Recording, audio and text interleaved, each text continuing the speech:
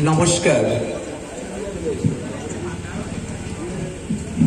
আমি একটু অন্য স্বাদের কবিতা পড়ব আজকে।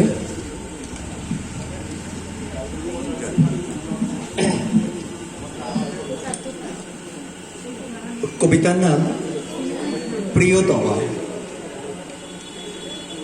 প্রিয়তমা, তোমার ত্যাগ, তোমার ভালোবাসা আমার বন্ধ হৃদয়ের দরজা খুলে দিল। আমাকে এইভাবে স্বর্ণকমলে পৌঁছে দিতে পারো ভাবতেও পারিনি আমি।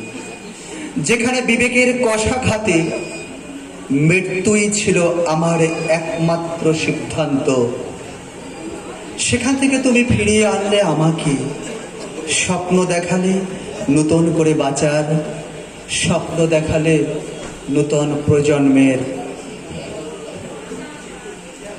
কে বলবে তুমি সাধারণ না?